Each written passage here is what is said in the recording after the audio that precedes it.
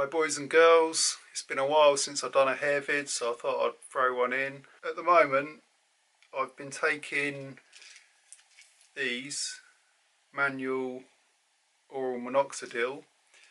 They're 2.5 milligram pills and I take one per day. Now oral minoxidil is not actually, it's not been approved in the UK. For hair purposes anyway. It's actually used for blood pressure. So when I started taking these, I just buy them from manual online, and you know they're fine. You do like a health test online by answering questions, and then one of their doctors says whether you're able to take them or not. So you order them online, they come through the post. A lot of people ask me about these. Do I have any side effects? No, I've had no side effects on them. And you just take one capsule daily with water. I've had absolutely no problems from them. And as a lot of you know, I like to give blood, like donate blood. So with that, you can't take finasteride. So a lot of you take finasteride, which is great. If you're thinking of taking it and you don't, then do your research. It helps a lot of people. But yeah, a lot of people say, why did I start taking oral minoxidil? Well, a long time ago I used to take minoxidil that you rub on your head, the topical minoxidil. To me that was a bit annoying. It was greasy and you'd have to put it on twice a day. So when you go to bed you put it on and it make your pillow a bit greasy. I just didn't really like it, so I thought, well, there's a pill, may as well try it. It's easier, you only take one pill a day, just sort of have it at breakfast or whatever. It's easy, it's convenient, and the big thing is for me, it's actually working. With the liquid minoxidil that I used to rub on my crown area and on top of the head, it just didn't seem to do much for me at all. So with the oral minoxidil, the pills, they've been working really, really well. I'm actually really surprised myself. You kind of never know if people are trying to scam you, or you will see before and after results and they're always going to use the people who've responded the best. You never know if you can trust before and after pictures and things like that. So hopefully from my vids you know that I had my first hair transplant in December 2018, so it's a long time back now, and yeah, that went really well.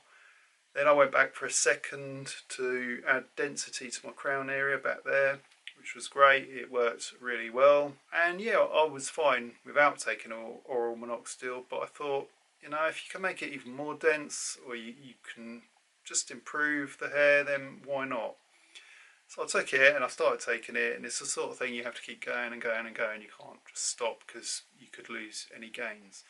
So I carried on taking it, and I've been taking it for 7 months now, I think it is, and it's worked wonders. It's literally, it is, I could sometimes see in certain light slightly through, slightly less, because I'd not had any hair transplanted right into the middle up there, and slightly on the crown. It's still a little bit, you can see through in certain light, but these have really helped cover that. I'm under a really bright light now, so let's take a look.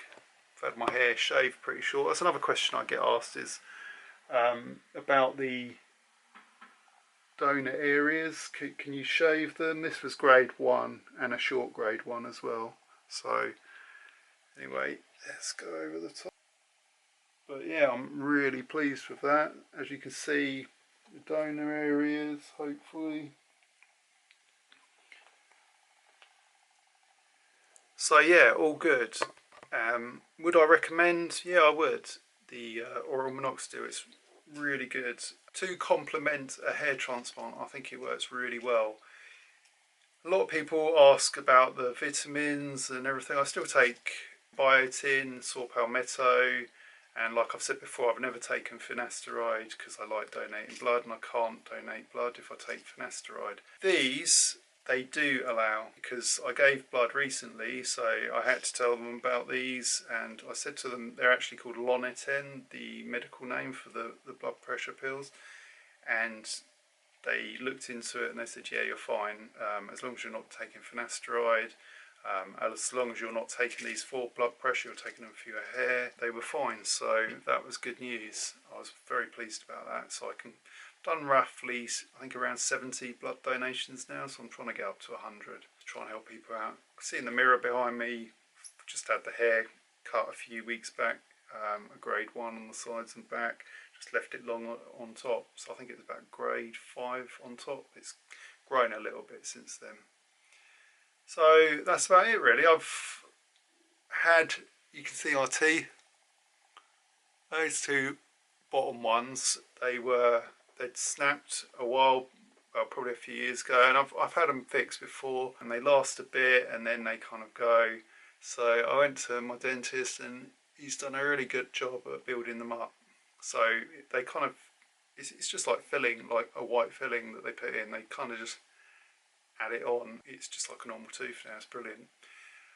Couldn't have them too long, so I can't have them because of my bite. The way I bite, it would have been rubbing on them. So they had to cut them down to about that length. But I'm really pleased with them because, you know, when I was in the gym, I was on the treadmill running, and your sort of lip was going up and down, and you can, when they were snapped, it just looked like I had no teeth at the bottom. So I'm pleased with that. Those that follow my channel also know that I had an implant there, so that's still doing really well. No problems with it whatsoever. Over a year now, it's brilliant. Really pleased I got that done because it was like a hole just there. Yeah, people say to me, would I get a third hair transplant? At the moment, I can't afford it, and even if I could, I probably wouldn't at the moment because my hair, I'm really pleased with it. As I get older, I'm 50 next year, maybe in the future, never say never. You know, I don't know. If in the future it started balding at all, then maybe. I don't know how many grafts I'd have left anyway. But I know guys out there's quite a few guys who've had 3 transplants. I've obviously had my 2. You know, people who've followed my channel for a long time, thank you for that. They say, you know, you're doing less hair transplant videos now, but you know, I pop back every now and again and make a hair one just so you can see how it's going. You know, to see that I try and show a truthful view. I don't put anything in my hair. It's got no hair fibres or anything to make it look darker or thicker or anything like that. It's just completely natural. There's probably not a ton of information out there. There's groups, like I've got the hair group that me and some other guys started. It's doing really well. It's really friendly. It's managed to stay friendly, which is great. And on there, as always, I sort of say, you know, only review clinics you've actually been to.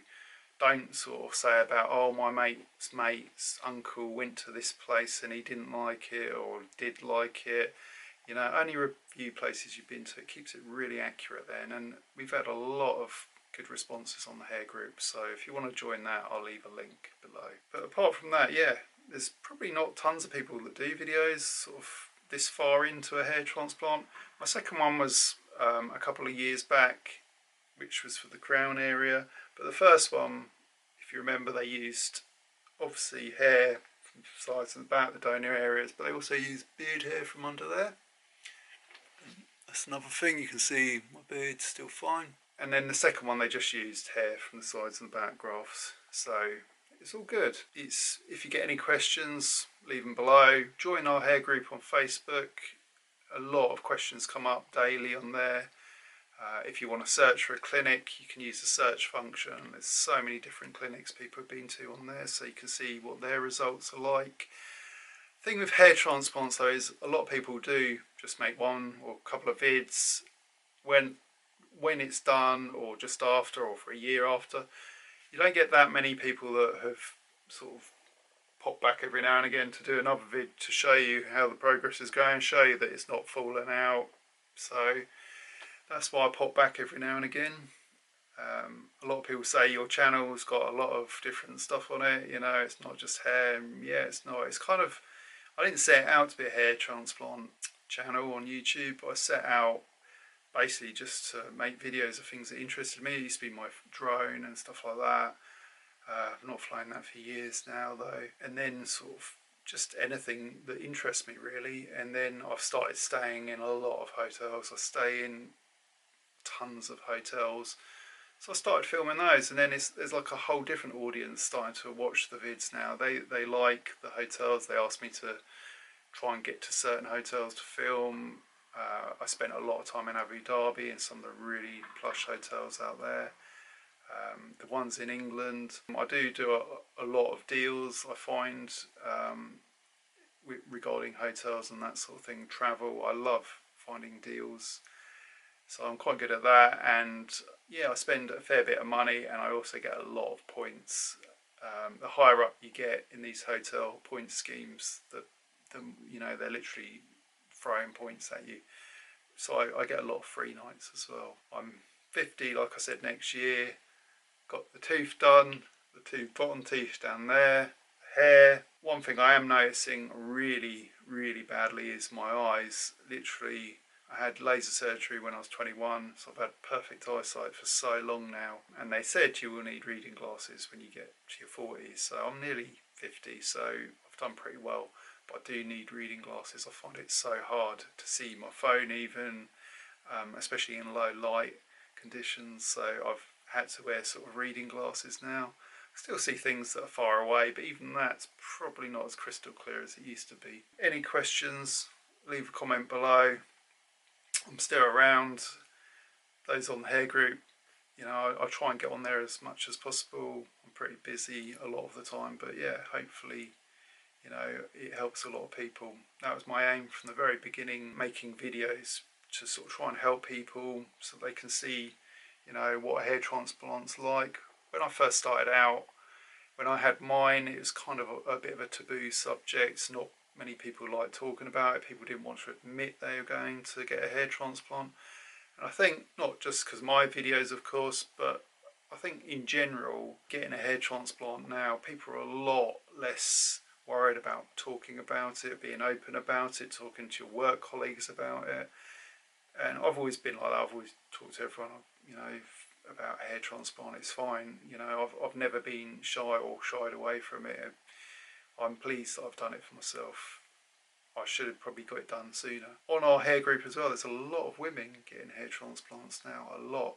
So seriously, if you're female and you're thinking about getting a hair transplant, go on there. There's a lot of women that can chat to you about it and show you their results, and you know, sort of try and make the group as interesting as possible. We do a lot of polls and things like that, and you know, get a lot of opinions. There's no my doctor's better than yours. There's no sort of bitchiness or like there are on some groups. It's just friendly, like helpful advice. People want the best results. People are trying to help each other, and it's gone really well. So you know, we're over 4,000 members on the hair group on Facebook. So all good. But like I said, any questions, leave a comment below. If you like the channel, please give it a thumbs up, the video, and subscribe to the channel. Cheers, have a good one.